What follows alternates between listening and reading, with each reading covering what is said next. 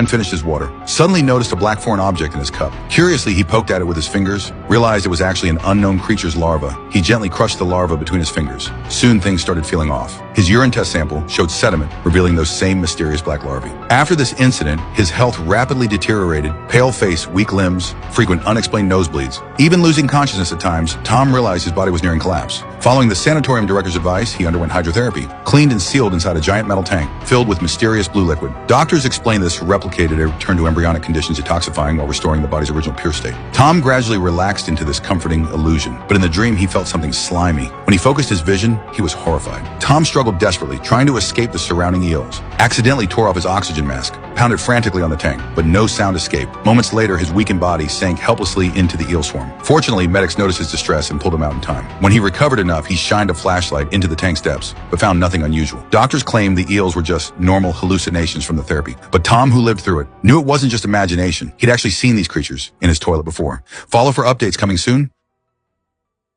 A strange vibration suddenly came from the toilet. The man curiously extended his finger and gently pressed down. The odd vibration mysteriously disappeared, but Tom, who had been awakened, accidentally saw something he shouldn't have. Through the window, he noticed the sanatorium's gardener, pushing a patient into an abandoned church in the middle of the night. After noticing this, Tom became extremely concerned. After several days of continuous observation, he discovered that every night the gardener would secretly transport patients inside, and they never came out. Every time the gardener pushed a patient in, the toilet would mysteriously vibrate. But when he tried to enter the abandoned church to take a look, he found the door was locked from the inside. The gardener would show up at this time, preventing his actions, seemingly afraid that Tom would uncover something. The next day, the gardener quietly sealed off the ventilation. This series of actions convinced Tom that the abandoned church must be hiding some dark secrets. After all, this site was so out of place in the entire modern-day sanatorium. Tom learned from a patient who had been there for a long time that the sanatorium used to be a medieval castle. 200 years ago, the castle's owner, the Baron, had an almost fanatical obsession with pure bloodlines. In order to produce pure, blooded offspring, he committed incest with his own sister. But they were never able to have children, so the Baron began inhumane experiments using eels to purify the human body, trying to extract a drug that could help produce pure, blooded offspring and delay aging. When the villagers found out, they were furious. They stormed the castle, cut open the Baron's sister's stomach to take out the baby, and then set the castle on fire, reducing it to rubble. Tom was stunned by this story, and the old woman's words before she left gave him the creeps. There is terrible darkness here.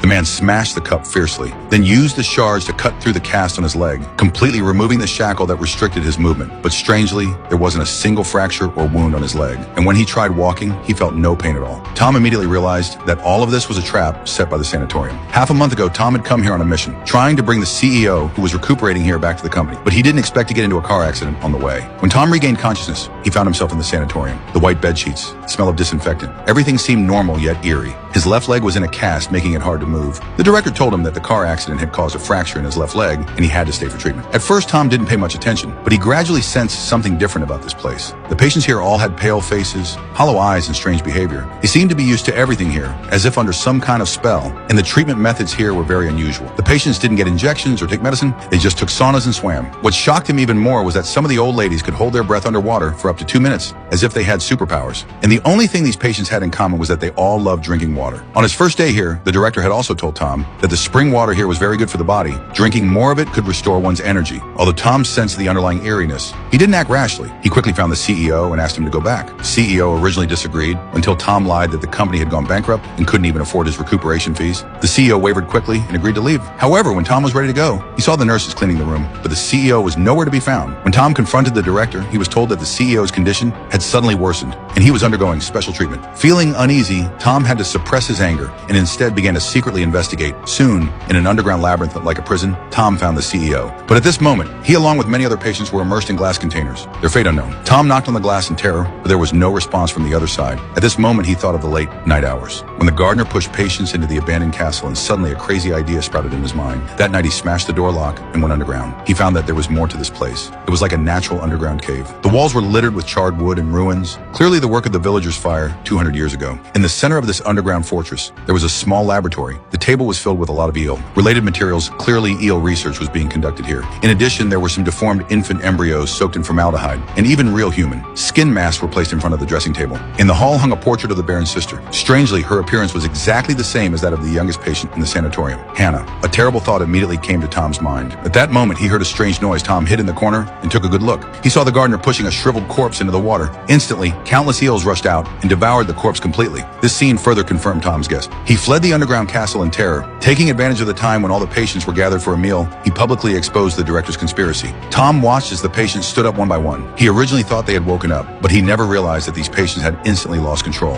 Infected by the ills, they had lost their minds. Like zombies, they completely surrounded Tom.